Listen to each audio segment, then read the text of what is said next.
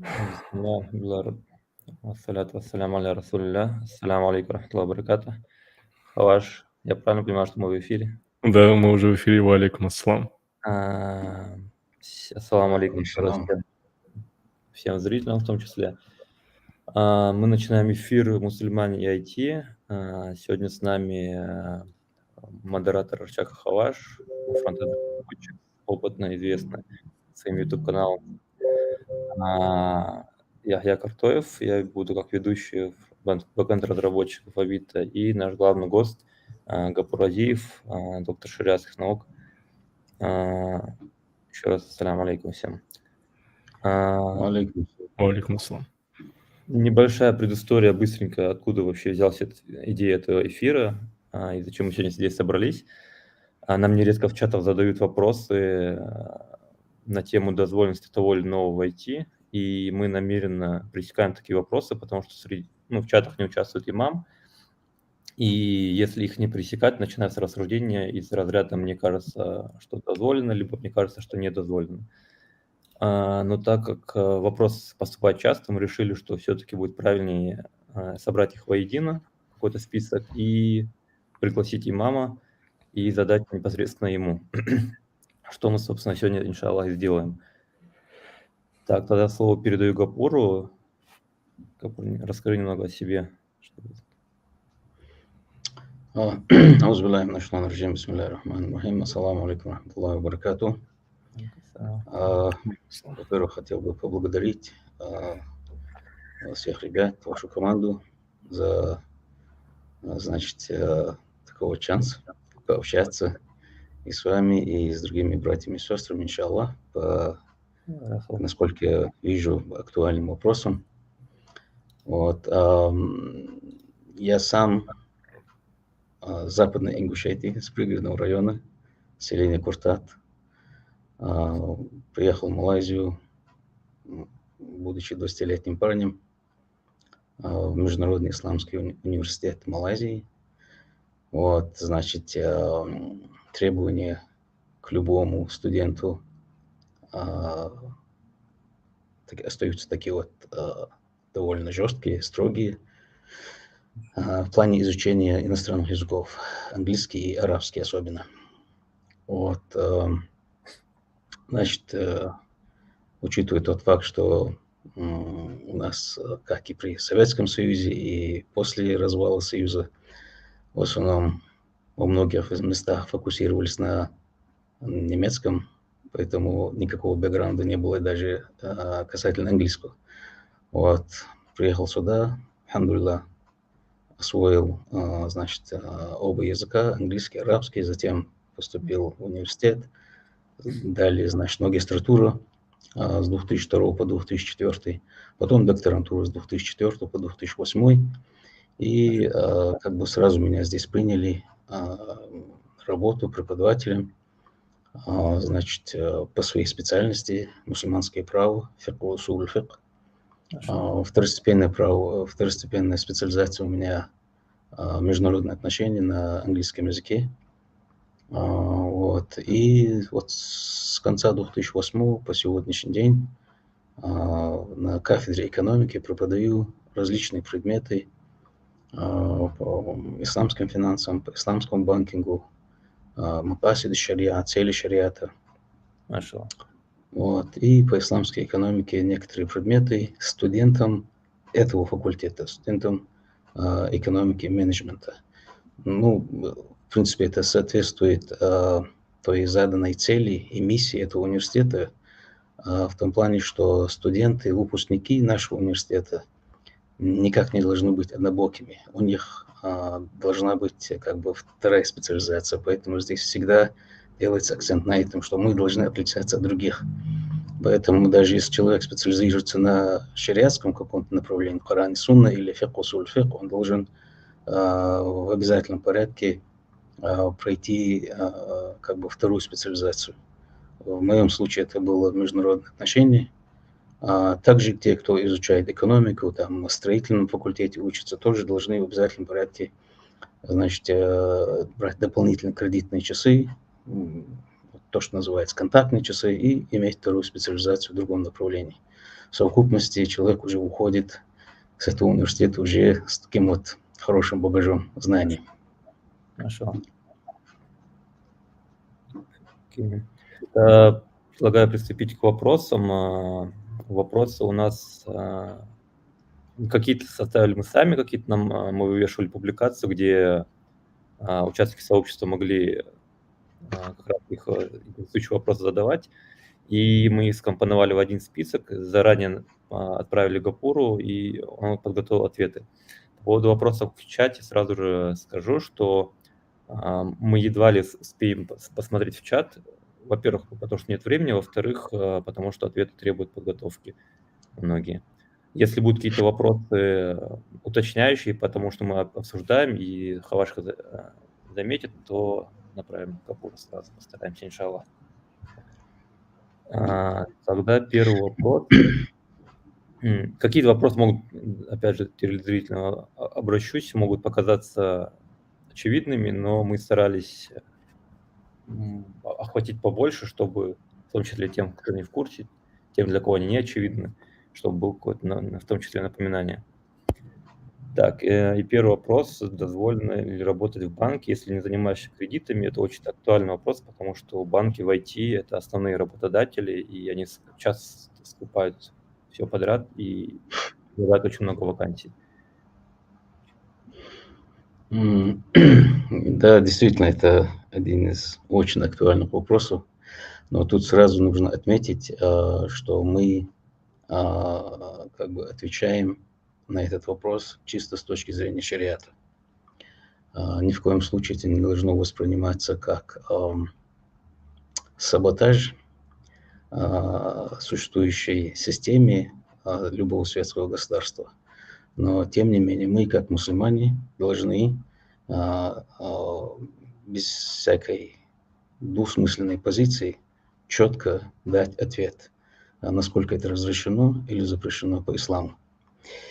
Что касается работы в обычных традиционных банках, тут, если округлить, можно сказать, что тут существует два подхода. Один подход с точки зрения, со стороны ученых, мусульманских ученых, один подход такой вот жесткий, категорически запрещающий, так как основа, значит, любого финансового института, особенно банков, да, у них является риба, то есть ростовщичество. А это само по себе понятно, да, насколько запрещено по исламу, по Корану, по Сунне. Вот. И, следовательно, любая работа, которая связана с банком, начиная от самого председателя, заканчивая по, я не знаю, там, должности или работы уборщицы, или водителя, и охраны, они как бы в одном котле. В плане хукма, в плане вердикта с точки зрения шариата. Это все запрещено, потому что даже если человек не работает в кредитном отделе, он все равно способствует полноценному функционированию этого финансового института, который построен на ростовщичестве. Следовательно, он занимается распространением нечисти на земле. Миналь муфсидин фил ард. Это чисто такой вот подход с точки зрения шариата. Он никак не может быть изменен в этом плане. Ростовщичество всегда остается запретным. На самом деле ростовщичество запрещено даже в иудизме изначально было, потом они поменяли там кое-какие моменты. И по христианству ростовщичество всегда порицалось. В истории всегда так было. Вот. И поэтому тут такое вот жесткое мнение определенной группы, и, в принципе, это большинство ученых, как классиков, так и современных. Есть, конечно, и другая группа ученых, которые разрешают, но с очень строгими и жесткими условиями. Первая группа категорически запрещает, вторая видит как бы возможность, но с очень жесткими условиями. Например, в этой стране нет исламских банков. Первое. Второе. Человек пошел на эту работу, работает в банк от безысходности. Человеку никак не получается найти какую-нибудь работу, чтобы выжить. Дарурат, да, он попадает под дарурат. Вот. Также они подчеркивают, чтобы человек не работал в кредитном отделе. Еще одно условие, чтобы человек не намеревался как бы повысить, скажем так, да, пройти по карьерной лестнице, строить себе карьеру, да, вот в этом банке. Вот. И, значит, еще такое вот условие. Там много условий, я сейчас просто округлил их, что человек готов бросить эту работу при первой же возможности. То есть как только он находит какую-нибудь другую альтернативу, даже если зарплата будет меньше, чем он получает в банке, он ради Аллаха должен оставить эту работу. Вот, можно, в принципе, вот так вот, да, округлить вот эти вот основные условия, такие жесткие, которые ставятся той группой, скажем так, да, вот малочисленной группой ученых, которые разрешают. То есть, если еще короче сказать, то от безысходности, если кто-то там работает, то это то должно быть временно, и он в сердце это все презирает, он это все ненавидит, и при первой же возможности он должен уйти. А то, что многие молодые ребята, которые заканчивают университеты, ну, вузы по направлению там финансы, кредиты и так далее, хотят устроиться в таких вот учреждениях или же, да, вот в финансовых или банках, тут уже речь вовсе не идет о дарурат или же безысходности. Люди просто хотят как бы, ну, скажем так, комфортной зоне поработать, так как, во-первых, это соответствует их специализации, и, во-вторых, можно продвигаться по карьерной лестнице. Но тут уже человек, мусульманин, должен выбрать для себя, что для него важнее. Карьерная лестница в учреждении, в организации, работа, которая является запретной по исламу, или же оставаться хорошим рабом Аллаха Субхану ва Тааля и стараться найти какую-нибудь другую работу. Вот, в принципе, вот так вот можно закруглить. Поняли. Тут от себя тоже добавлю, что начинающие, помимо тех, кто закончил финансовый кредит и хотят непосредственно работать в банке, многие именно в IT-сфере начинающие специалисты, когда они вот только закончили какие-нибудь курсы, к примеру, они выходят на рынок вакансий и тут же сразу изучают как бы банковские вакансии, и они обычно, как ты сказал, предлагают более высокие зарплаты, и как бы на это не стоит вестись, иншаллах, если вы поищете подольше, обязательно найдется какой-то вариант по милости, который не будет связан с харамом. Так, следующий вопрос связан с этим, но, в принципе, я сам сталкивался с такой ситуацией, когда ты работаешь в компании, у нас была компания, занимающаяся маркетплейсом, то есть предоставление для других магазинов площадки. В какой-то момент просто ее выкупил банк, и она переименовалась в его название, скажем так, добавилось. И она не стала заниматься ничем связанным с банком, но она стала принадлежать банку, в принципе, продолжила заниматься тем, чем занималась, но тем не менее уже под брендом банка и под их крылом, скажем так, под их финансированием в том числе. Я из этой компании ушел, но у меня не было уверенности. Мне просто, в принципе, самому неприятно было там работать, продолжать. Но у меня не было уверенности, что это запретно. Вот, запретно ли это? Ну, в принципе, да, тут наличие хотя бы таких вот базовых знаний и принципов шариата и использование, скажем так, естественной логики, нетрудно догадаться, что коль компания, в которой ты работаешь, ею завладел, допустим, банк он известный, да, вот, традиционный банк, мы же не говорим об исламском банке, Конечно. вот, и уже автоматически, получается, ты работаешь на банк. И все, что связано с твоей деятельностью, всю лепту, которую ты вносишь в развитие даже в той маленькой сфере, скажем так, да, вот, ну, очень важной, получается, в итоге ты продвигаешь функционирование этого банка и, опять же, становишься соучастником и миналь муфсидин фил ард, да, распространением нечисти на земле занимаешься.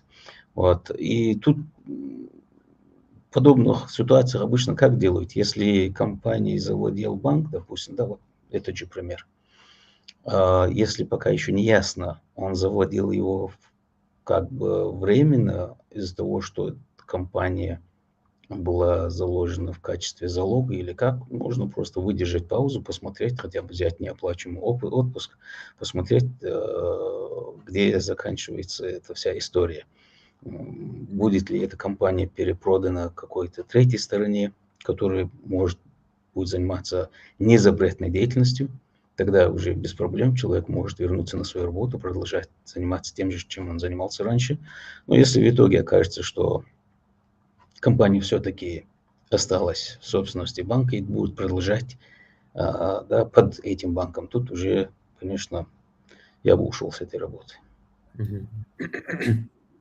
Окей. Да, довольно жестко звучит, конечно, да, и, возможно, нас будут критиковать, когда вам там легко, сидя в мусульманской стране, где уйма количество исламских банков, но тем не менее, шариат он один, где бы он ни был.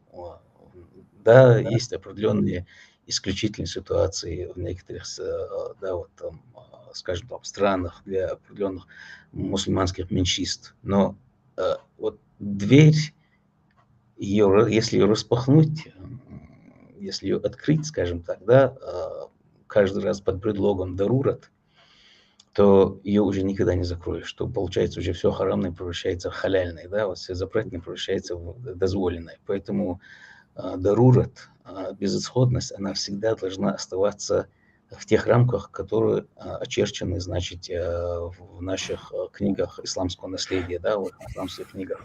То есть человек от безысходности, то есть с голоду может умереть, может оказаться на улице, вот в таком вот состоянии, только в таких ситуациях. И то это сравнивается с тем, как человек может умереть от голода, да, вот майя судду рамага, то есть это настолько малое количество запрещенной еды человек имеет право употребить, просто чтобы выжить, а не так вот, чтобы насытиться, да, досыта, чтобы поесть. Это запрещено, это харам. Вот. И то же самое касается и работы. Человек устраивается на эту работу только до тех пор, пока он найдет другую работу. И это самое, даже если зарплата будет меньше, он должен оставить эту работу, как бы это уже было сказано до этого.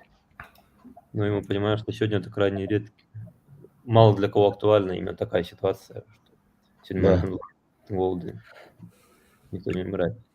Ну и по своему примеру скажу, что уйдя из той компании, алхамдулилlah, я только дальше двинулся на более лучшие условия. Алхамдулилlah. Всё в Это из руках какой Аллаха. компании? Ай-яй-яй. Ну, предыдущая компания gus.ru Да, была. правильно. Пусто это звучит. Вот. Мгм. Теперь следующий вопрос. Дозволено ли работать в крупных компаниях, в которых основная деятельность не связана с харамом, но есть какие-то отдельные подразделения, где оно присутствует? Например, вот, допустим, ты работаешь в Яндексе, как бы сама компания не занимается харамной деятельностью, но где-то у них есть подразделение за музыкальный сервис, отвечающее. Либо, допустим, в Авито есть, допустим, какой-то команда, занимающаяся кредитом. То есть у них обычно бывает совсем невысокая доля в общей процессе работы компании, но тем не менее она присутствует. Как в такой ситуации быть? Ну, опять же, как для нас это не является новостью, в таких вот подобных вопросах всегда у нас обнаруживается два или более подхода среди ученых, да, среди современных ученых. Ну, если начать с такого вот известного подхода, жесткого подхода, конечно, это категорически запрещено, потому что если смешивать халаль и харам, то есть запретное и дозволенное, все превращается в харам. Даже сравнение делается в таком плане, вот если чаша, допустим, какой-то еды, халяльной еды, и туда закидывается наджас, это все превращается в наджас. Все то же самое, говорит, даже если маленькое количество недозволенного попадает в дозволенное, весь этот пул, скажем так, да, становится, вся эта деятельность становится запретной. Ну, это, конечно, действительно очень такой жесткий подход, и, скажем так, много знаний не нужно, чтобы придерживаться именно такого мнения. Но он присутствует, есть огромное количество ученых, которые, значит, придерживаются этого мнения. Тем не менее,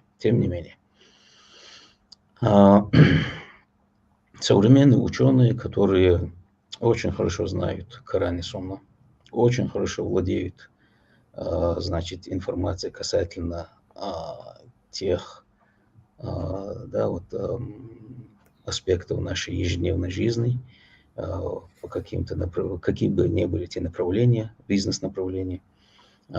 И стараются в совокупности вынести такую фетву, где насколько возможно получилось бы проявить гибкость, да, и чтобы за грань не переходить, грани, значит, запретного, на запретную территорию не заходить, и чтобы проявлять гибкость. Тут уже ученые как описывают ситуацию, когда это можно разрешить. Первое, как уже было упомянуто в вопросе, основная деятельность не должна быть из категории запрещенных, да, или же запретной категории. Дальше, значит, идет такое условие, та часть запрещенной деятельности, да, которая присутствует именно в этой компании, она не должна превышать 5% планку. Есть такой подход жесткий у некоторых ученых. Другие сказали 33, то есть 1/3, другие 30%. Чтобы не превышала запретная деятельность из общей деятельности. Конечно, тут присутствует разногласия касательно 30% капитализации компании или же 30% от общей стоимости акций компании. Тут тоже сейчас я не хотел бы углубляться в эти детали, это слишком много времени займет. Но тем не менее, основная деятельность, если компания не связана с запретной деятельностью, а всего лишь часть, и эта часть, она является 1/3 и менее, так можно округлить, то тут уже разрешается работать в этой компании, разрешается покупать акции этой компании, заниматься бизнесом и так далее. Но остается еще такое условие. Человек, насколько у него получится, должен выявить для себя, чтобы у него была информация в процентном отношении, сколько уделяется харамной деятельности в этой компании. Скажем, 5%, 10%, да? И у него доход, допустим, скажем так, $1000. Все, 10% от $1000, $100, да? Эти $100 он должен расходовать, скажем так, да, или же потратить на благотворительные цели. То есть он перед Аллахом, Субхану Тааля, очищает то, что он заработал в этой компании в ровном эквиваленте этой харамной деятельности компании. И также тут нужно уточнить, добавить, подчеркнуть, что эта часть, 10%, да, от которой он должен очиститься, она не должна восприниматься как садака. Ни в коем случае, потому что это заработок харамный, это запретный. И потрачено это должно быть на благотворительные цели для бенефициаров, которые не находятся под вашим опекунством. То есть это не могут быть члены вашей семьи, где ты и так должен снабжать нафака, да, провизию, и, допустим, если есть родственники, за которым ты следишь, в финансовом плане поддерживаешь, ты взял на себя такую ответственность, не должно быть из этой категории, потому что эти деньги, они должны уйти совсем в третью сторону, бенефициарам, те, которые никак не зависят обычно от тебя и не находятся под вашим опекунством. Это очень важный момент. Но из-за того, что у тебя намерение очиститься от этих недозволенных денег, Аллах Субхану Тааля вознаградит, иншаллах. Но это точно не садака, потому что садака – это когда ты зарабатываешь халяльно и тратишь халяльно. Аль-василя валь-гая. Да? Значит, методы зарабатывания денег и куда мы тратим, оба по исламу должны быть дозволенными, иначе это не считается садака. Еще какой пример можно здесь привести? Допустим, авиалинии, да? Насколько мне известно, в мире, я могу ошибаться, но, по-моему, только две авиакомпании, которые не разрешают продажу алкоголя на борту самолета. Это Саудовская Аравия и Иран. насколько мне известно. Я не знаю насчет других, но, по-моему, только вот эти две компании. Вот, скажем, другие компании. Основная деятельность авиакомпании в чем заключается? Перевозка пассажиров. Халяль? Конечно, халяль. Дозволен? Конечно, дозволен. Но вот так вот случается, что руководство этой компании как-то по каким-то причинам все-таки разрешает продажу алкоголя. Так в этом случае стоит ли запрещать обычному мусульманину покупать акции этой компании? Да нет. Вот именно в эквиваленте этой харамной деятельности в процентном отношении он должен очистить свой доход, и, иншаллах, его деятельность не будет считаться, его инвестирование не будет считаться харамом. Кстати, это не только мнение современных ученых. Эти мнения также основаны на фетвах, которые мы находим в нашем наследии, да, вот в исламской истории. Были очень известные ученые, султан аль-Ульма, его называли султан всех ученых, Аль-Аз бин Абдусалам из Мацхаба Шафии, очень известный, очень такой персонаж, очень известный среди ученых в истории ислама. И вот у него было такое же мнение: если основная деятельность и направление в бизнесе дозволено, то часть, которая считается недозволенной, от него очистится и, в принципе, разрешается работать. Хорошо. Ну, это такое, хайран.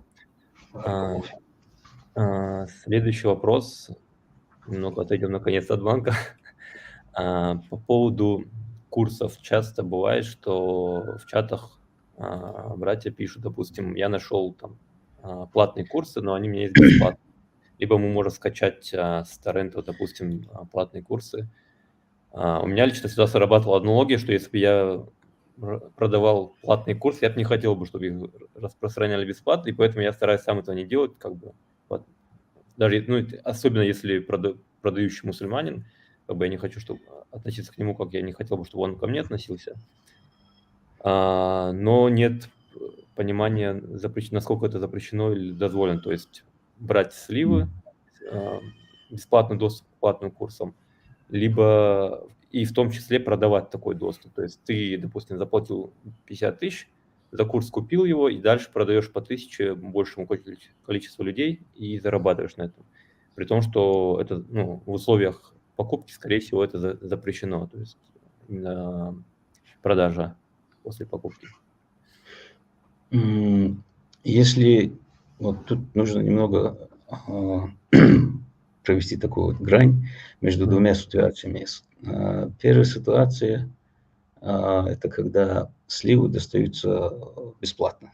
Да? Можно ли распространять, можно ли продавать, можно ли подарить кому-нибудь. Да? Ну, то, что в открытом доступе есть в интернете, допустим, да, и не считается, как бы, скажем так, воровством чужого добра, везде информация присутствует, да, как берут, допустим, из Википедии и так далее, пожалуйста, можно пользоваться этой информацией, и это самое, тут нет ничего такого запретного. Но когда речь идет действительно о какой-то программе, о каких-то курсах, да, там же известно, что люди работали над этим, действительно уделяли много времени, может, финансов, привлекали много специалистов, им платили за это. И вот каким-то образом у кого-то получилось как бы добыть, да, был доступ к этим файлам, скажем так, да, к этим документам, к этим курсам. Вот. В данной ситуации, конечно, даже если чисто логически подумать, никому бы не понравилось, это однозначно, чтобы его труд кому-то достался вот так вот бесплатно и без его ведома. Ладно, бог с ним бесплатно, может, я подарил кому-то, но без его ведома, чтобы вот так вот распространяли. И это воровство. Это однозначно неправильно, это даже чисто юридически неправильно, и по шариату это неправильно. Даже если, скажем так, в определенной юрисдикции нет никаких претензий к этому человеку, это не этически поступать таким образом, зная, что кто-то действительно пострадал из-за этого. Вот. Это раз. Чисто с точки зрения, скажем так, да, этических норм и шариатских норм. Второй подход тут какой еще может быть? В своем большинстве эти сливы, они никогда не могут быть полноценными, они никогда не носят полноценный характер тех или иных курсов. Там присутствует, там много таких вот элементов отсутствует. Там невозможно наличие, скажем так, или общение с автором такого курса, лишь таких вот программ. И получается, что программы или курсы, которые попали вам в руки, они неполноценные. И следовательно, распространять неполноценные такие вот курсы или программы, или тем более продавать их кому-то, получается, это уже товар. А товар, который не является полноценным, и продавать его за определенную сумму другим, уже также по исламу является недозволенным. Поэтому, насколько я вижу, лучше остерегаться от этого. Если человек как-то обнаружил какую-то информацию, и он прочитал для себя, как бы, получил какую-то информацию, ладно, бог с ним, оно после этого еще каким-то бизнесом заниматься, я считаю, это и неэтично, и неправильно, и поощряю это неприемлемо. Вот в таком плане можно сказать. А вот что касается вот второй части, да, поэтому я сказал две ситуации, да, вот вторая ситуация, когда человек покупает какую-то программу за энную сумму, скажем так, а потом перепродает. Вот. Тут уже возникает вопрос, имеет ли право продавец ограничить покупателя в его правах. То есть ты не имеешь права перепродавать кому-то, там еще что-то, еще что-то. Да? По исламу вот такое вот условие считается недействительным. Это шарт фасид, это недействительно, это неправильное условие, потому что, коль я купил какой-то предмет, да, определенного нашего контракта, купли-продажи, то я уже должен стать полноценным владельцем этого товара. Вот. Хочу – продам, хочу – подарю, хочу – оставлю. То есть это уже на мое усмотрение. По шариату это именно так. Но тут возникает вопрос. Вот если мы купили программу, там, скажем так, за 10 тысяч рублей, а туда вложено огромное количество времени, труда и денег, да, со стороны тех, кто, значит, сделал эту программу, и они решили, скажем так, по 10 тысяч рублей продавать, я не знаю, там сколько сотни тысяч экземпляров, и это как-то их будет оправдывать, и они заработают на этом, что действительно является их правом, и по шариату, и вообще так, логически. Вот, и современные ученые как бы немного пересмотрели вот такой вот подход. Можно ли всецело отдать, как бы придерживаться таким вот старым принципам, которые у нас известны в шариате, и как бы ограничить этого покупателя. Или же можно пересмотреть и ему дать право продать, если он хочет, или как он хочет этим заниматься, пожалуйста. Но в основном они сходятся в одном. Программу, которую ты купил, именно, допустим, диск какой-то, да, вот раньше был там файл какой-нибудь ты купил. Вот этот файл можешь перепродать, если хочешь. Перепродать за большую сумму. 20 тысяч, 30 тысяч, как тебе угодно, без проблем. Подарить можешь, без проблем. Но копировать и продавать, вот что запрещается. Вот в чем вопрос. Копировать и продавать. Вот тут уже как бы зулум, тут уже как бы, да, вот такого своего рода беспредел по отношению к тому производителю. Вот.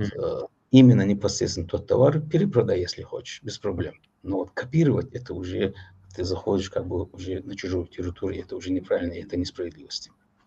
Можно тогда вопрос? Вот касательно... На самом деле, очень хороший ответ я сейчас получил, потому что он меня очень сильно волнует. Я вот именно занимаюсь записью курсов, преподаванием и вот этим всем. И чтобы я точно понял, что именно... То есть, получается, если это условно мой курс, моя программа, вот, ну, вот имеется в виду материалы мои, они физически находятся на каком-то диске, то человек, который их приобрел, имеет право перепродать. Но Перепродать, и подарить, да. ага. Но если я записал какой-то курс, и этот курс не находится у него физически где-то, но он есть у него доступ к этому курсу, он не имеет права его распространять, кроме как просто им пользоваться. Да. Ага, За очень исключением без твоего разрешения. да, да. То есть это очень важно. И я просто заметил, что много мусульман, которые занимаются... Я тоже, не буду скрывать, занимался этой деятельностью. То есть я думаю, наверное, все это делали, что когда-то там брали платные курсы и ими пользовались. Но, алхамдулилlah, мы теперь знаем, что не все так просто, как мы думали. Понял. А, Т- Я могу привести еще один пример. Вот, Мгм. допустим, помимо этой деятельности как преподаватель здесь, в этом университете, у нас есть еще один институт, институт интеграции знаний называется. Вот, преподаем различные предметы, чисто по исламской теологии и макасиды шариа предмет, допустим, в моем случае, цели шариата.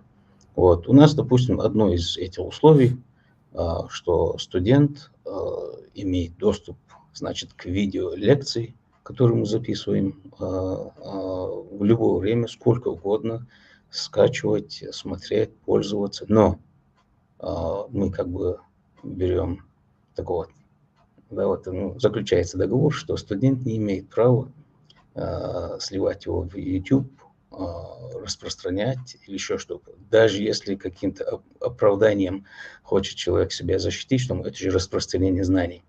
Тут институт ограничивает. Пожалуйста, будучи студентом, пользуйся, занимайся, приходи, слушай, но без ведома нашего института студенты не имеют права, даже если он, хотя у нас, конечно, бесплатная учеба это у студентов, да, даже если он платил за учебу, он не имеет права говорить, я заплатил, я имею право за эту лекцию распространять, где я хочу, нет, так не делается. Вот тоже вот дополнительный пример, чтобы вы знали. Мгм. Хорошо, Да, очень Расул. хороший пример. Расул. Следующий у нас 5-й вопрос. Мы, наверное, учитывая время, его сможем озвучить и пропустить, потому что на него, в принципе, уже ответили. Тут был вопрос, если логистическая компания напрямую не связана с алкогольной деятельностью, но помогает клиентам с доставкой алкоголя, можно ли в ней работать? Мы, в принципе, правильно ли я Я, понимаю, уже ответили. да, да, наподобие этого вопроса мы ответили. Основная деятельность, если не связана с харамной деятельностью, то процентное отношение, сколько у него там, да, вот недозволено, и так он очищает свой прибыль в таком же эквивалентном, да, вот виде и отдает на благотворительные цели. Да, вот на подобный вопрос мы ответили, да. Всё понятно. 6-й вопрос. Стоит ли при увольнении из охранной компании озвучивать причину, то есть, что я увольняюсь, потому что ислам не дозволяет работать в этой компании? Не будет ли этого вред религии, что типа мусульман после этого не будут брать? Хотя если она харамная, то хорошо, что не будут брать. А, И, вообще, насколько стоит озвучивать или просто тихо уходить? Ну, на самом деле, все говорится, как на английском говорится, case by case. Как бы все зависит от ситуации. Ситуации рознь, да. Вот. Но в своем большинстве я не буду брать ситуации, когда мы жили в Советском Союзе. Это отдельная история, где человеку не просто нельзя было продемонстрировать, что он никак не приемлет да, вот определенный, не знаю, вечеринку там какую-то устроили, допустим, да, и он открыто говорит, я ухожу с этой работы, потому что вы занимаетесь вот такими делами, подобные вечеринки, и все, это для меня неприемлемо, потому что я верующий человек. Его посадили, наверное, да, вот во время Советского Союза. Но в современных реалиях, в которых мы живем, да, алхамдулилlah, ситуация не такая, хоть и светская страна, но таких вот притеснений нет. Люди могут практиковать свою религию, ритуалы, и никаких запретов в этом плане нет. Тут речь идет уже как бы о вопросе второй категории. Насколько этично, насколько правильно, насколько профессионально, насколько стоит или не стоит. Он знает, допустим, да, вот директор компании знает, что я мусульманин, но когда буду уходить, стоит ли это все озвучивать, да, вот, демонстративно. Я считаю, что в своем большинстве продемонстрировать свои принципы как верующего человека как раз-таки является правильным поведением и правильным подходом. Но в то же время с условием, что это сделано очень грамотно, очень красиво, очень элегантно, без всякой грубости, без всякого, скажем так, высокомерия, но, скажем так, с принципами самоуважения. Допустим, приведем тот же пример, да, вот где-то устроили вечеринку, и хотят, чтобы все участвовали, или же там Новый год где-то празднуют, распивают там спиртные напитки там и так далее. Даже если они, скажем так, коллеги по работе не являются мусульманами, для них это нормально, но даже если для них это нормально сидеть за столом и распивать алкогольные напитки, для мусульман, для верующего человека это неприемлемо.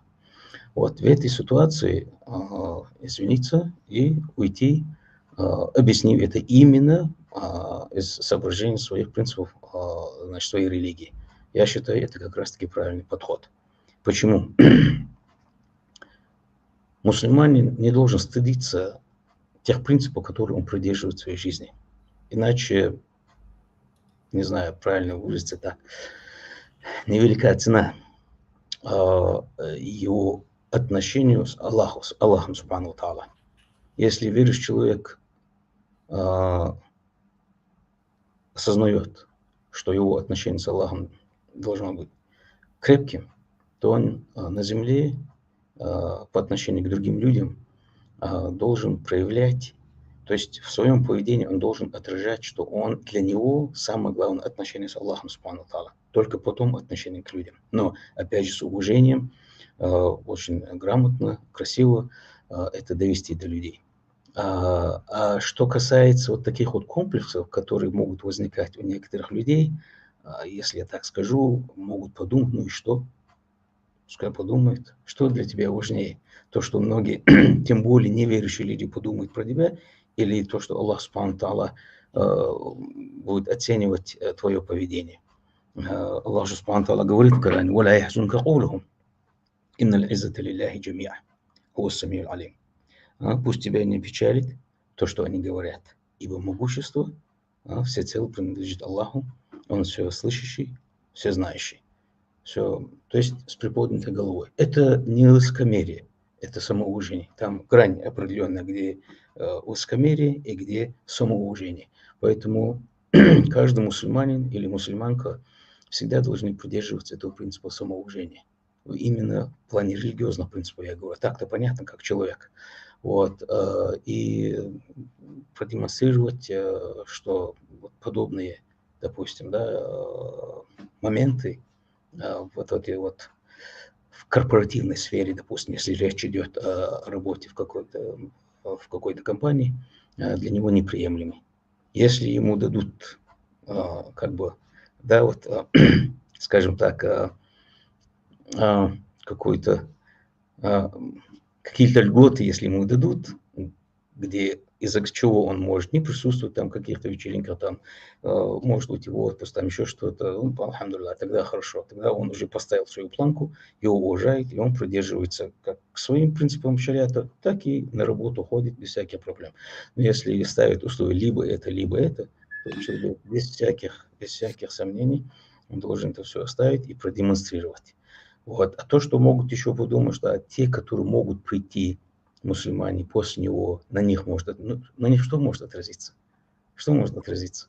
Мусульмане, которые придут на ту же работу или в ту компанию, где их, в принципе, могут как бы обязать следовать их запретным по шариату, допустим, каким-то, я не знаю, вечеринкам, еще что-то, допустим, так наоборот, это хорошее дело. Как раз-таки дават сделал, скажем так, на пути Аллаха, что другие мусульмане туда не попадут. Ничего страшного. Вафиссамай ризкукум, как говорится в Коране. Риск, провизия, все это от Аллаха Субхану Тааля. Он нам посылает это все.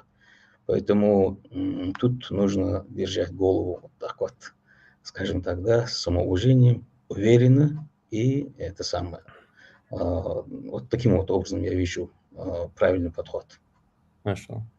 Ну да, это как, даже если не исходить из вопроса, при уходе из компании, то даже если ты работаешь в обычной компании, тоже по опыту скажу, что во всяких вечеринках и так далее, когда ты отказываешься участвовать и говоришь о своих принципах, тебя только больше уважают и, в принципе, начинают И подстраиваться. такое бывает, да, действительно, в Да. многих случаях такое бывает, да. Начинают Это подстраивать Аллах даже. любит. Да. Аллах, Аллах.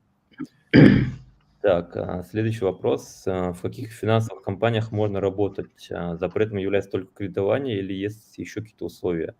К примеру, компании, которые разрабатывают финансовые биржи, торгуют акциями, валютой, дозволены ли они? Ну, если коротко сказать, то любые финансовые учреждения, где нет исламской финансовой системы, о каких бы биржах мы говорили, не говорили, да, вот, все вот эти вот учреждения, они по-любому, у них основа одна – ростовщичество. Все операции, которые происходят на рынках, даже вот купли-продажи валюты. Вот многие задаются вопросом, иногда просто к слову сейчас скажу. И вот у нас же стоят валютчики, да? Бывают же обменные пункты, бывают валютчики, мусульмане продают, покупают. Разрешено? Конечно, разрешено. По исламу, конечно, разрешено. Почему? Потому что из руки в руки. Отдал рубли, купил доллары там и так далее. Я сейчас не говорю чисто с точки зрения законодательства, я говорю с точки зрения шариата. Разные валюты покупать, перепродавать, ну, чтобы это было рука об руку. Все. А вот когда все это делается на биржах, деньги, которые должны попасть тебе в руки, они задерживаются, потом перепродаются. Вот именно почему вообще Форекс, он запрещен по исламу? Однозначно. Потому что именно вот этот вот принцип «едан биедин», из рук в руки, да, принцип из рук в руки, он отсутствует там. Вот, происходит задержка, потом перепродажи и так далее, и так далее, и так далее. А вот деньги, золото, серебро, именно вот эти вот три, скажем так, да, вот товара, если их назвать, они имеют такие вот жесткие правила, не имеют права перепродавать, пока не получат свои руки. И поэтому так называемая купля золота через банк, там, на каких-то биржах, это никак не приемлемо по исламу, потому что золото не попадает тебе в руки. Из-за того, что золото где-то отражается в цифровом виде на каком-то табло, на какой-то площадке, это не является доказательством того, что золото у тебя. Золото, если покупаешь, оно физически должно попасть тебе в руки, либо в руки человека, уполномоченного тебя. Вот в таком плане. Во всем остальном, в обычной финансовой сфере, о каких бы финансовых учреждениях мы не говорили, все они основаны на ростовщичестве. Следовательно, работа в этих учреждениях равна работе обычному традиционному банку. Конечно. Двинемся дальше. Следующий, скажем так, три вопроса, связанные с созданием игр. Тоже очень популярная вещь в нашей сфере. Первый вопрос. Разрешено ли создавать 3D-модели живых существ для мультфильмов или игр? То есть никогда, наверное, никакой без 3D-моделей, ну, если это не киногонки, и то там даже бывают модели людей.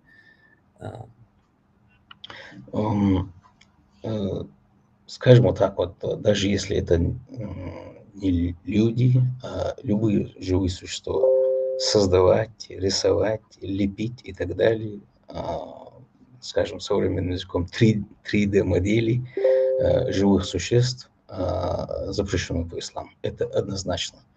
Я не думаю, что здесь есть какая-то необходимость приводить огромное количество хадисов в этом плане.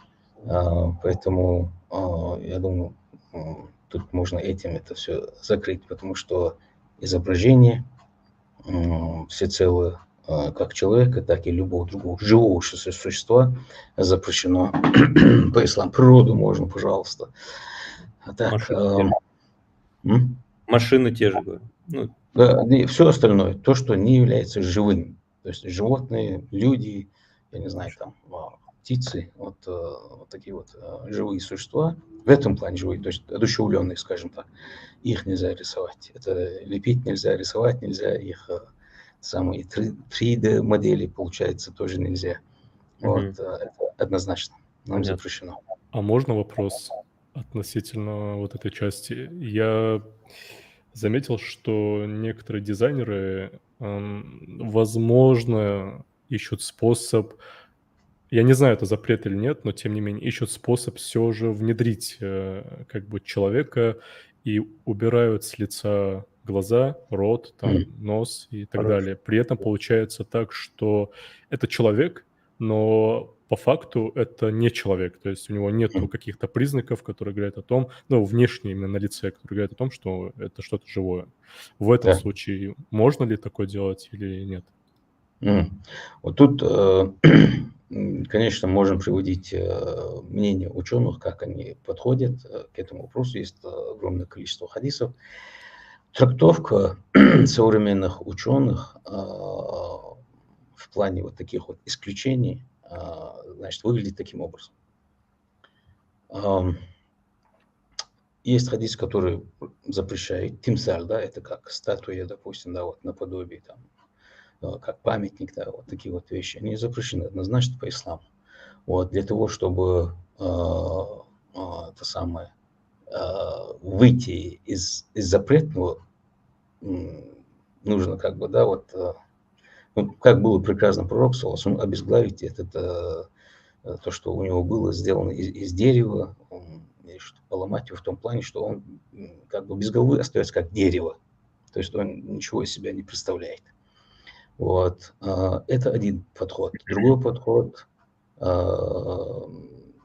если нарисована та часть и нет другой части, без которой эта первая часть не существовала бы, тоже можно. Вот, допустим, половина тела, там, допустим, плечи немного и голова человека. Все остальное отсутствует. Человек не может выжить таким образом. По пояс еще может выжить, да, вот видели, да, вот человек без ног там и так далее, валияз билля. По грудь, если просто вот показать человека, остальное, если отсутствует, просто органы человека, он не выживет, он не может выжить. Вот в этом плане некоторые еще сделали какие-то послабления, что это разрешается, потому что без второй части он все равно не выжил бы. А что касается дизайнерских работ, для них исключение делают, или же самый такой оптимальный вариант считается полноценное, как бы полноценный облик, как бы человеческий облик без физиономии, без лица, без глаз, без, ну, в общем, как белое все остается. Вот в этом плане тоже считается, что если лицо не выявлено, не очерчено конкретно, да, вот будь это на рисунке или же там 3D-модели, там еще что-то, то понятно, что это уже не человек, потому что человек, он вот все вот эти вот, да, вот черты лица, то, что наблюдаем, они должны присутствовать. А без этого это уже не голова, это уже не человек получается. Поэтому тут делают исключение. Действительно, ученые делают исключение, если глаза, нос, да, вот рот, все, если отсутствует, или ты настолько затемненный, что невозможно отличить, а иногда просто белым цветом его оставляют, то а на все остальное как бы накидывают, допустим, если речь идет о каких-то, я не знаю, там магазинах, где выставляют одежду, женскую одежду, мужскую одежду, да, вот костюм на них, там длинные платья какие-то. Лицо, если четко не выражено, да, то тогда нет ничего запретного в этом с точки зрения вот, большого количества ученых в современном времени. Хорошо. Хорошо, ты все? Да, Расхал. Следующий вопрос тоже из этой же категории. Разрешено ли создавать игры, в которых нет запретного, но и нет ощутимой пользы, то есть просто для развлечения людей, скажем так? Да, ну, давайте так скажем, любая деятельность мусульманина, она по-любому должна вносить какую-то полезную лепту в его жизни. Даже если это не из категории запрещенных, то мы же знаем, что ангелы записывают все, чем мы занимаемся. И судный день, когда предстанем перед Аллахом, Субхану ва Тааля, когда раскроет нашу книгу деяний, много времени, если будет потрачено именно для этих игр, которые не принесли тебя, не приблизили тебя к Аллаху Субхану ва Тааля, никакую реальную лепту ты не внес, скажем так, в развитии социально-экономического положения людей там, и так далее, и так далее. Зачем на это тратить время и это самое, энергию? Лучше потратить что-нибудь на другое. Я бы вот так вот подошел к этому. Я не говорю, что для детей не должны быть игры, там еще что-то. Пусть кто-нибудь другой этим занимается, но не мусульмане. Потому что это такое вот... Если есть игры, посредством которых ребенок может получить какие-то навыки, думать, какие-то задачи решать, пожалуйста, машаллах, это уже полезно. Это уже полезно. А так, пустая трата времени, я бы не рекомендовал с точки зрения шариата заниматься этим. Дети еще ладно, мне кажется, тут вопрос про взрослых. Да, это вообще исраф, это тогда вообще как бы пустая трата времени, и Аллах Субхану ва Тааля спросит, если тем более взрослые занимают не просто как бы создавать игры, а пользоваться и тратить свое время. Я просто не могу представить взрослые, как тратить на это время. Так, следующий вопрос. Разрешено ли придумать сюжет к играм, выдуманные истории с несуществующими персонажами со сверхспособностями? Несуществующим персонажем. Да, да, Ну, фантастика, скажем так. да. Ну, у меня вот подход вот такой. Если хотим, допустим, довести до общества, до определенных слоев, будь это дети, да, или взрослые, каких-то сверхъестественных, допустим, да, вот, поступках, или же силы человека, да, вот, про какого-то супермена, да, нежели чем писать вот, или создавать, да, какие-то сценарии про суперменов, скажем так, мне кажется, нам нужно просто фокусироваться на том, что у нас есть в исламе. Ни один человек не может сравниться с пророком, саллаллаху алейхи вассалям, и в плане силы, по некоторым данным, по некоторым источникам нашего исламского наследия, сила пророка, саллаллаху алейхи вассалям, мощь этого человека была равна 4000 мужчин, по некоторым данным. Вот. Это раз. Второе, если говорить о каких-то сверхъестественных способностях, Лейль Исра валь Мирадж, когда Аллах Субхану ва Тааля возвысил его в небеса, показал ему и Джанна, и Нар, то есть рай и ад, все показал. И потом в ту же ночь Аллах Субхану ва Тааля спустил его на землю и так далее, и так подобное. Там очень много еще можно рассказать. Почему нам на этом не фокусироваться? И тут еще плюс какой интересный момент. Чем больше мы говорим, мы же не придумываем ничего придумывать не надо, это у нас все есть. Это в достоверных хадисах, это Коран и хадисы, это все есть. Это не выдуманные какие-то истории про суперменов. У нас это все есть. Это просто правильно довести до той категории общества, на котором как бы, да, вот, ориентированы вот эти вот работы. Если дети, то так, чтобы их уровень понимал, о чем идет речь. Вот. Если взрослые, значит, более сложные моменты можно упомянуть. И это все в совокупности является дават. Это дават фи сабилиллях. То есть несколько таких вот полезных моментов. Первый – это то, что мы не нуждаемся в никаких вот выдуманных историях. Это у нас у себя огромное количество достоверных текстов шариата, которые показывают, каким был пророк, саллаллаху алейхи, какие удивительные чудеса с ним происходили.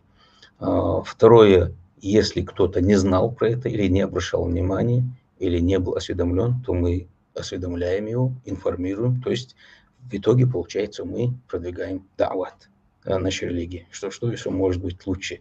Я бы вот так вот посоветовал. Хорошо. И последний вопрос из категории игр по поводу играть в игры. Разрешено ли играть в игры, в которых персонажи, к примеру, творят магию, произносят слова безбожия, либо, допустим, убивают других людей, то есть известная игра, там, Counter-Strike, PUBG, Дота. Дота, да, там магия и безбожие и так далее. Вопрос вроде очевидный, но многие, знаю, братья играют. И тут все-таки хотелось бы точно услышать именно про безбожие очевидно, а вот про убийство, возможно, не сильно очевидно, допустим, Counter-Strike. Тут, конечно, присутствуют моменты, запрещающие, значит, данную деятельность с обеих сторон. Со стороны шариата и чисто со стороны психологии человека, можно сказать. С точки зрения шариата это запрещено, потому что выговаривание запретных слов, которые могут привести к куфру, да, вот, к неверии, что еще может быть опаснее. В одном из хадисов, там огромное количество хадисов, пророк, саллаллаху, где говорится, что из-за какого-то слова, да, вот приведем текст, «Инналь абдулла ятакалляму биль калима», человек может произнести слово, да, «Ла яра биха басан», и он не обращает на это внимания. «Яхви биха финнари саб'ин харифа», и он падает в ад, как скажем так, да, вот в глубину 70 лет. То есть в течение 70 лет он падает. Вот насколько должна быть глубина этого ада из того, что он произнес это слово. Это не просто какое-то слово, это слово куфр. В основном ученые сошлись в мнении, что это слово насчет куфра, ширка и так далее. Не просто какое-то слово. Вот. Зная, идти к этому, играть в эти игры, где присутствует, вот, скажем так, черная магия, там, произнесение слов куфра и так далее, ширка, это 100% харам, это запрещено по исламу. Второе, даже до этого можем еще добавить с точки зрения шариата, вот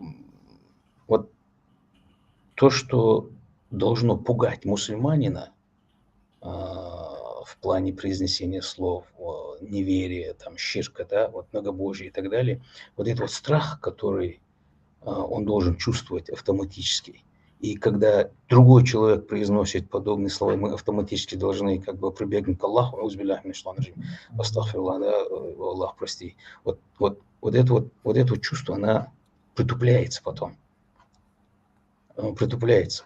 И вот эта аура, которая должна постоянно нас сопровождать в плане уважения к религии и нашего бережного отношения к Аллаху, она потихоньку начинает угасать. Потому что мы ежедневно сталкиваемся, если будем играть в такие игры или даже вот, да, вот соприкосновение с такими программами, у нас это все притупляется. И сами можете уже понять, мы этим приближаемся к Аллаху или наоборот отдаляемся от Него. И третий момент, чисто с точки зрения психологии, если судить, человек начинает привыкать к тому, что, в принципе, должно его шокировать. Это убийство человека, убийство огромное количество человека. Чем больше убиваешь, тем ты выигрываешь, там каких-то там, я не знаю, какие-то уровни проходишь, там говорят. Человек как бы уже видит это все как бы как нормальное явление. Это нормальный человек, психик, человек не должен воспринимать это как нормально. Как можно устраивать такие вот игры, да? Поэтому для нас, как верующих людей, которые переживают за отношения, во-первых, наши отношения с Аллахом, и воспитанию детей в правильном направлении, нам не стоит увлекаться вот такими программами. Однозначно. Хорошо. Так, Капур, подскажи, пожалуйста, по времени, стоит ли нам сокращать вопросы, либо у нас еще не есть много времени? Ну ладно, чуть-чуть продолжим, да. Угу. Так, тогда следующий вопрос, он такой короткий. Дозволено ли делать программу для школ, в которой будут преподаваться светские уроки? Вот прежде чем ответить, можно ли, да, вот делать программу для школы, чтобы преподавать светский урок, нужно понять, что значит светские уроки. Ну, химия, физика. Вот. Если мы это все называем светский урок, то нет проблем, потому что все, что не связано с запретным направлением, черная магия, обман, фальшь, все вот такие вот вещи, все остальное мы называем не как светские, а исламские науки. Хорошо. Потому что, к великому сожалению, на слух люди привыкли слышать исламские науки, это как Коран и Сунна, фикх, усуль фикх, там, да, вот, мукарнат аль-адьян и так далее. Вот. И на самом деле наши великие ученые в те времена в медицине, да, вот, в инженерном направлении и различные специализации были у наших великих ученых. Великие достижения у них были по различным направлениям наук. Вот. Поэтому все это считается по исламу, это все по исламу. Поэтому так называемые светские науки, если не идет речь о тех предметах, которые были, допустим, во время Советского Союза, когда атеизм преподавался там и так далее, обычные предметы, которые мы проходим, да, научные его предметы, это все дозволено поддерживать программу, продвигать, улучшать и самому развиваться, и дать детям развиваться в этом направлении. Это даже поощряется по исламу. Интересный вопрос. Разрешено ли предоставлять услуги связи и техподдержку майнинговым фермам, которые занимаются производством криптовалют? Вопрос криптовалют, я не знаю, наверное, У нас очень популярное направление. да, миллион раз мне задавали этот вопрос. Я пользуюсь случаем, и здесь это скажу. У меня статья совместно с моим другом, коллегой, доцентом Магомедом Ядиевым, выпущенная статья еще в 2018, если я не ошибаюсь. Соответствуют ли криптовалюты требованиям шариата? И на английском также. Cryptocurrency from Sharia Perspective. На английском также напечатали эту статью. Вот. Ну, что тут можно сказать?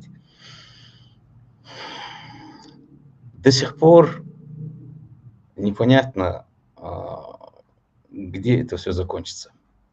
Да, те, кто очень сильно увлекается этим, я не говорю про блокчейн. Система блокчейн – это идеальная вещь, это просто сохранение информации, да, вот площадка, идеальная вещь, это не обязательно.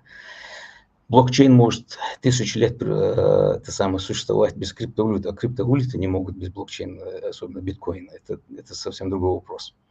Вот вопрос в чем? Вот я вот хочу, чтобы и вы, и наши слушатели просто обратили внимание на один момент. В чем проблема? Почему, какая у нас проблема с этой криптовалютой? Почему никак не приемлем как полноценные деньги? И все, что связано с этими фермами, и асики, то, что их называют, да. Вот смотрите, рубль, доллар, там, другие валюты. Государство выпускает определенные свои валюты. За ним стоит государство. Потерял карточку, там еще что-то, там какой-нибудь пин-код забыл, еще что-то, запросто можешь обратиться в банк, там, не знаю, какое-нибудь учреждение, и тебе заново выдадут, все нормально. Даже если человек внезапно умер, без проблем, его деньги могут унаследовать его семья и так далее. Это я просто такие вот главные моменты привожу. С криптовалютой что происходит? Человек забыл пин-код, все это ушло. Какой-нибудь вирус, скажем так, в диске, да, в жестком диске, все это ушло. Внезапно умер человек, его домашний не знает пин-код, все это ушло. Хоть там миллиарды находятся, они не смогут унаследовать. Обратиться куда? Негде. Это всего лишь система такая существует, вот и все. Пул огромный, блокчейн где-то все это гуляет. Кому обратиться, кому пожаловаться? До поры до времени, пока музыка играет, это все будет работать, да.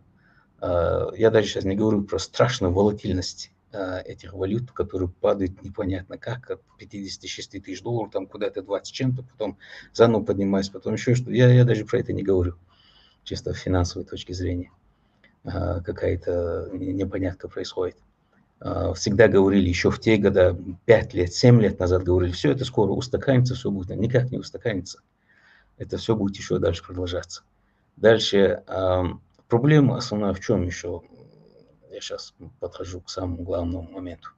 Вот этот рубль, доллар, они являются единицей измерения.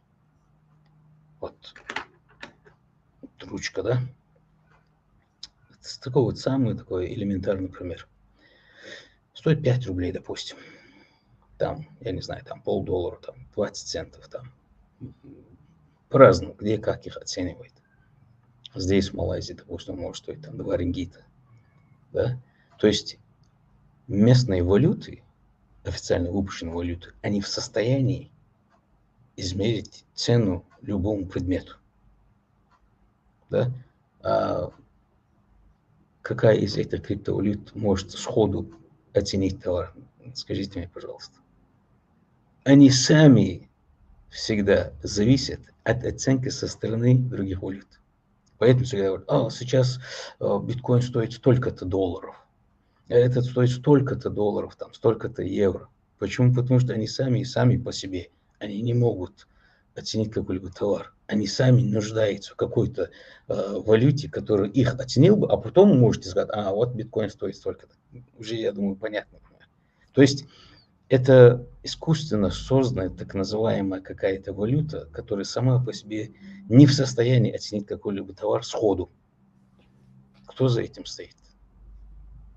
Даже, конечно, говорят, что нам без разницы, кто за этим стоит. Ну, кому как. Я знаю одно, что когда нам непонятно, куда весь этот поезд, грубо говоря, двигается, и он летит конкретно, мы знаем, с большой скоростью, набирает обороты, имеется в виду в плане того, что такое вот банальное сравнение, да, аналогия, волатильность страшная, скорость, скажем так, да, у этого поезда, он куда-то летит. И все хотят запрыгнуть на этот поезд, потому что биткоин, он как бы растет, и это самое, и как бы будущее там. А в конечном счете, конечную остановку, где у этого поезда, ни один человек не знает. Ни один. И вот мне не хотелось бы оказаться на этом поезде, даже если в какой-то промежуток времени он мне покажется как вот такой вот, да, вот выгодным, оказаться там, где не нужно с точки зрения шариата. И вот Йомуль Кияма, если стать перед Аллахом Субхану Тааля, и если нас спросят, а узнали, кто за этим стоит? А узнали, для чего вообще вся эта система была придумана? Нет. А почему вы рванули на это? Почему? Потому что почему вы не поняли, что когда вы чем больше покупаете, чем больше вы этим занимаетесь, тем больше вы продвигаете эту систему и помогаете тем, кто это начал. Вы знали, кто. Если все обнаружится, что ничего запретного с точки зрения шариата за этим нет, альхамдулилlah, вопрос снимается. Никаких вопросов. Но только из-за того, что нам не ясно, кто конкретно за этим стоит и конечная цель. Но то, что это очень грамотные специалисты, это никаких сомнений не вызывает. Мы знаем. Но какие намерения, главное. Вот из-за этого нужно быть осторожным. Я бы вот так вот закрыл. И поэтому все, что связано с этим, майнинг, я почему в основном фокусировался на объяснении этого момента, потому что если мы поймем этот момент, то уже ответ касательно майнинга, там, да, вот фермы, асики, все вот эти вот уже автоматически становится ясно, нужно ли этим заниматься или нет. Я бы вот так вот подумал. Да, я действительно до сих пор придерживаю своего мнения, что не рекомендовал бы с точки зрения шариата. С точки зрения шариата. И сам этим не занимаюсь. Исключение можно сделать только в том случае, если, допустим, мусульманину необходимо приобрести какой-то актив. И этот актив продается только за какие-то определенные там криптовалюты, я не знаю, там биткоин или эфирим или еще другие. Вот быстренько зашел на биржу, купил эту валюту, так называемую, вот, купил этот актив и все. Никаких больше других отношений с этой валютой. Как предмет для, допустим, купли, продажи, если все это происходит из рук в руки, у нас как такой проблем нету из-за того, что это криптовалюта, из-за того, что мы не знаем, кто конкретно за этим стоит, и вкладываться, и заниматься, и майнингом, и вот тут уже получается, что ты инвестируешь свое время, свои деньги и хочешь заработать. А то, что я говорю, это как бы сиюминутный такой вот выход из ситуации, купить какой-то актив, а не из того, что заниматься инвестированием именно в этом направлении. Я надеюсь, понятно. Да. Максимально доступно. Осталось последние 3 вопроса. Начнем, наверное, с самого простого. такого короткого. Нет. А, Лучше ты зачитай, я его сократил, он очень длинный был. Да-да-да. Что делать, если не знаешь, устраиваешься на фирму, которая занимается заказной разработкой, к примеру, и неизвестно заранее, какие будут проекты делать. Возможно, прилетит халяльный проект, возможно, харамный. Человек спрашивает, что делать в таком случае. Ну, я думаю, тут можно как бы подогнать под категорию того вопроса, который мы ответили до этого, касательно основной деятельности компании. Если основная деятельность компании действительно не является запретной, то тут уже мы более чем один раз, по-моему, разъясняли, то не можем, будет просто неправильно запретить человеку заниматься определенной халяльной деятельностью только из-за того, что какая-то часть может быть запретной. Тем более непонятно, будет или нет. Вот. И если же обнаружится, что в основном все двигается к запретному, да, тогда уже, конечно, человеку придется уйти из этого, чтобы сохранить свою честь и достоинство перед Аллахом Субхану Тааля. Вот просто тупо хотя бы узнать основная деятельность этой компании, чем занимается, прежде чем устроиться на работу. Если я правильно понял ваш вопрос. Да. Вроде как ясный ответ, в принципе, вытекающий из предыдущих. Потому что я просто сейчас дополню, мы должны быть реалистичны, мы должны реально смотреть на ситуацию, особенно в стране, которая не считается исламской. Ну, очень тяжело людям, верующим людям, зарабатывать, находить компании или же там место работы, где все 100% соответствует нормам шари. Ну, вот, очень тяжело. Поэтому современные ученые, учитывая это все, беря во внимание, говорят, основная деятельность компании, чтобы не была из категории запретных. Угу. Тут еще один вопрос. Он, в принципе, наверное, тоже уже на него был ответ, но еще раз озвучим. Все-таки человек спрашивал по поводу работы на ломбард, создавать сайт, дорабатывать и так далее. Сколько продажи и выгодность. Но тут все-таки написано скупка продажи, это не совсем ломбард. Можно, наверное, ответить на скупку продажи и на ломбард отдельно. Просто ломбард, насколько я знаю, берет под проценты выдает. Да, тут, допустим, тут не мусульмане, китайцы занимаются этим. Их называют на английском pawn shop. Да, ломбарды, pawn shop. То есть человек оставляет какое-нибудь золотое ожерелье, если он стоит, допустим, $2000, ему там максимум могут дать $1000, может $900, меньше 50%. Вот. И это самое, если он не возвращает, то, значит, ожерелье остается из того, что было заложено, остается как собственность ломбарда. Тут проблема в чем? В исламе залог не запрещен. Рахн. Рахн не запрещен. Это залог не запрещен по исламу. Залогополучатель имеет право запросить залог, стоимость которого в 2 раза превышает ту сумму, которую он хочет выдать в качестве беспроцентного кредита, да, беспроцентной суды залогодателю. Пожалуйста, без проблем.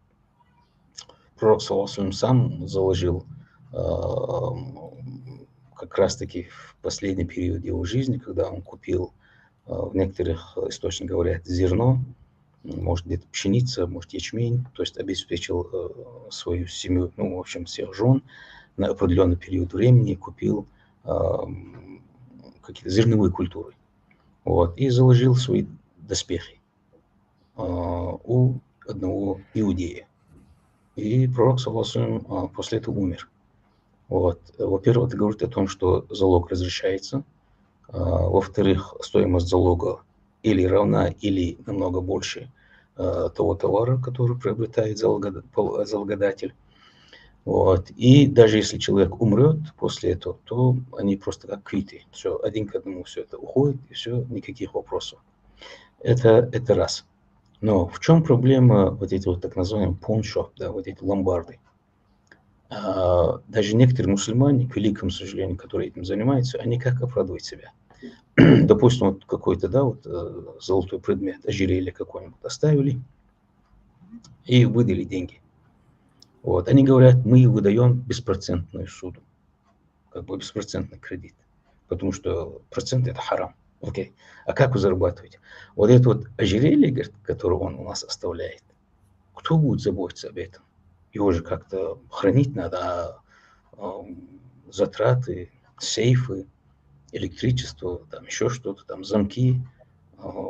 Мы же обязаны как бы, да, предоставить. А это услуга, а за услугу надо платить. Это как бы такие вот уловки, да, это уловки, которым себя оправдывают вот эти вот деятели, да, которые занимаются ломбардом. По исламу как правильно? Вот, допустим, компания А, ломбард, человек пришел, да, B, все, приходит к нему и говорит, мне нужна вот такая вот сумма, я готов оставить вот это вот золотое изделие какое-нибудь у вас. И вот этот вот ломбард, допустим, говорит, вот рядом третья сторона какая-то, третья компания, у них можете оставить, они с нами никакого отношения не имеют, на сохранение, чтобы под охрану, и вы им платите, чтобы сохранили, ну, то есть позаботились, да, под охраной, чтобы все было. И вы платите им, пожалуйста. По исламу тогда все нормально. Но тогда ломбард не сможет зарабатывать. Вот тут уже становится ясно, на чем ломбард зарабатывает, даже если он претендует на такие уловки, что, мол, я не на процентах зарабатываю, а из-за того, что предоставляет такую услугу. Нет, это не оправдывает по исламу. Поэтому, если берешь что-либо в залог, ты должен это все обеспечить. Если ты привлекаешь третью сторону, чтобы ему заплатили, да, за сохранность какого-то дела, пожалуйста. Но чтобы ты выигрывал, как ломбард, оправдывая тем, что я предоставляю услугу, это никчемные уловки, это харам, это риба. Это чистейший риба, поэтому по исламу ломбард никак не приемлем в том, скажем так, да, вот в том положении, в той картине, которую сегодня мы наблюдаем вообще по всему миру. Да, плохо. И Баракаллаху. последний завершающий вопрос. Разрешено ли работать в стриминговых сервисах, спортивных порталах, новостных порталах, где контент может быть как запрещенным, так и дозволенным? То есть с самим контентом программист не работает, он предоставляет сайт, скажем так, конструктор, а дальше уже его наполняют другие работники либо харамным, либо разрешенным халяльным контентом. Валай, тут что можно сказать? Когда тебе неизвестно, чем будет заполнять дальше, после тебя, чем будет заполнять, каким контентом будет заполнять, да, значит, вот это вот, то, что ты предоставляешь как работу, да, вот этот вот стриминговый сервис, то уже тут, насколько я вижу, и тем более учитывая, насколько много запретного в этом стриминговом сервисе вообще по интернету существует, разновидностей, да, и тем более, если ты не знаешь, чем будет заполнять, и вероятность очень большая то, что будет заполнять очень неприемлемым по шариату контентом, то тут лучше придерживаться хадиса пророка, да, мою рибук или мою ла рибук. Оставь то, что является сомнительным, и уходи к тому, что не является сомнительным. Все, я вот так вот закруглил бы, потому что зачем зарабатывать на том, что вполне может являться запретным, и постоянно переживать, что после меня будет, каким контентом потом, для чего я подготовил площадку, буду ли я тоже соучастником? Конечно, будешь соучастником, конечно. Поэтому, если человек хочет сохранить свои отношения с Аллахом Субхану ва Тааля и спокойно спать, то от сомнительного действительно нужно уходить. Я придерживаюсь вот этого мнения. Хорошо. Так, вопросы у нас, в принципе, закончились.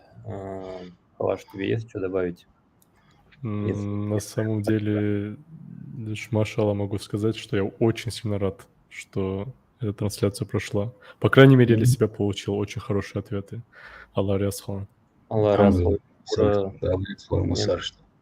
В том числе Бюхан Зармуту, который был связующим звеном между нами, который наконец не Ну, смог. Да и тебе, я что вообще, в принципе, как ведущий был. молодцы. Allah razı Ладно. olsun. Еще раз, джазакаллах хайран. الله يسخر من المحسنين إن شاء الله. Давай تباخو. Тысяч Амин. хамда, делай резко был Амин. хамда. Иншаллах. Э, Может, извлекут э, зрители.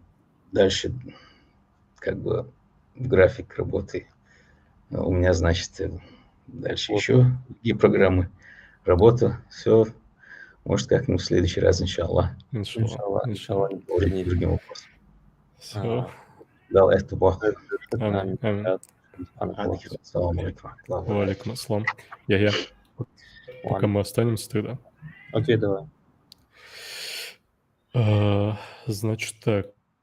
В принципе, по крайней мере, вроде бы трансляция вышла очень хорошая и Иншаллах. полезная для мусульман. Я Иншаллах. надеюсь, что это, наверное, будет не последняя наша трансляция, и мы раскроем еще какие-нибудь интересные вопросы. По крайней мере, я очень рад, что я получил те ответы, которые я давно хотел получить касательно некоторых вопросов. Тебе как вообще в целом? Я тоже, алхамдулилlah, очень рад. Мы давно планировали эту трансляцию. Как мы, в принципе, объявили о ней очень давно. В принципе, с Рамадана. Хотели провести в Рамадан, но по милости Всевышнего в итоге получилось сейчас. Иншаллах, зрителям будет польза, и нам в том числе была польза. Я тоже очень рад, что услышал ответ на многие вопросы, и что мы их озвучили, в принципе. Вот. Ну, в принципе, смотрите, там просто сейчас ставочку сделаю небольшую, чтобы мы спокойно могли закончить эту трансляцию. Мы видим ваши вопросы, они были... Мы понимаем, что вам важно было бы, чтобы на них ответил опытный человек, который разбирается в подобных вещах. Но, тем не менее, мы не можем сейчас ваши вопросы взять, озвучить их и дать ответить на них имаму, потому что на это, как я сказал, уже в чате мы написали, требуется время, то есть необходимо правильный ответ дать. А чтобы дать правильный ответ, необходимо время и не ошибиться в этом ответе. Из-за этого мы заранее все вопросы, которые вы задавали, мы заранее предоставили вам такую возможность. Все ваши вопросы, которые были подготовили в отдельном документе, мы их сами не придумывали, это все ваши вопросы участников интернета.